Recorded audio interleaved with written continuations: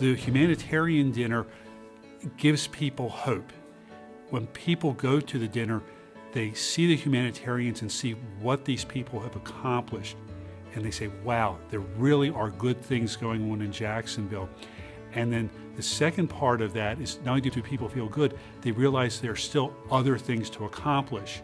And so they have a feeling that they need to go out, and everybody who's at that dinner realizes there's still more things that they can do. I think there will always be that audience because everybody wants the community in which they live to be better. They bring people from all parts of Jacksonville and from every sector of town together. And I've been here since the very first. When we all left that dinner, we all felt better than we had when we walked in. And I've told in One Jacks for years that one distinguishing mark of this event is that when people leave, they all feel better about the city and about themselves and the people around them. And there isn't anybody in that room you just don't want to hug. You always will find leaders in any community, but I must say, I felt that we had maybe more than our share. Wonderful, wonderful people. And a community trustee is one who really cares about the community and who goes above and beyond to do something to make the community better. And I don't know that community trusteeship is a new thing, but I think in Jacksonville, there are so many community trustees. I think our community has grown so since the 70s, but I think basically our motives are the same. We're just seeking to have a city that can live together and progress. You ask what one person has had the greatest impact on our city? I don't think I can answer that question because there have been so many people.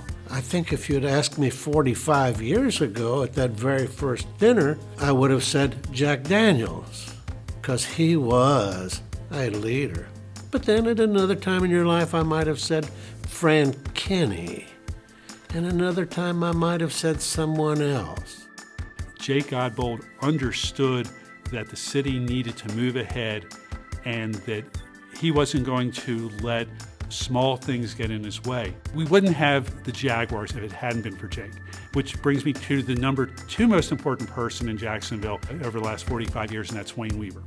And you look at all the things that have been accomplished because of the Jaguars, the things that we have because of the notoriety and because the Jaguars are here, which then brings us to the 3rd most important person to me in the last 45 years in Jacksonville, and that's Dolores Weaver. When she sees a problem, she figures out a way to solve it. One of the things that I think made a very large difference in the community, 2 things probably made the biggest difference, is bringing the Jaguars here, and the other is Mayo Clinic. I like the fact that you're asking about these people. For example, with Mayo, we would not have Mayo had Mr. Davis not come in and be persistent, because it looked as if we weren't going to make it. Flo Davis was my closest friend, and she was tremendous. And so that's quite a team when you have a husband and wife that are like that. Because I'm African American and have been colored, and I've been Negro, and I've been Afro, all the names, and being 87, I've come through trying times.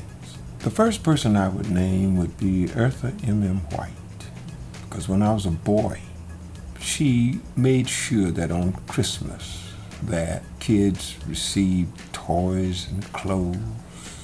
That's all I could see, and I thought that was like that angel. I saw that then. I'm talking back in the early 40s. So if I had a one person to name, it would be Eartha M.M. White. Of course, I lived as a boy under her and then lived to pastor her. Also, if I had to name 2, I would have to name our present mayor, Alvin Brown.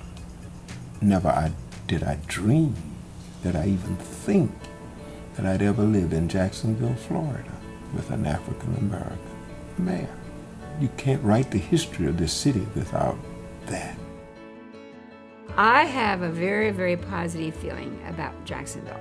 I would like to see us better known for what we have. I go and advertise it everywhere I can. I sincerely believe that we're on the way. I want people in other cities to say, I wish we were more like Jacksonville. That's the ultimate aspiration for us. If I had a legacy, I would like for it to be people would recognize that I'm someone who cared, someone they could trust. I believe in people trusting one another. I'd like people to think that I left the city and left both the community that I live in and my profession better for my having been here. I would like my legacy to be that I helped people to live together. That's it. We have a tendency today, we throw away history with our technology moving as fast as it's moving. But it's very valuable to know the history, to know the people who supported us, the people who gave us inspiration. We're all standing on the shoulders of giants. We need to know this. We need to know the benefits. We also need to know that this is a good, stable, wonderful aspiration for all of us, is that we recognize people who are leaders. We recognize the ones who deserve it. And it's much larger than just that. It's just much larger than that one person. And we must remember that.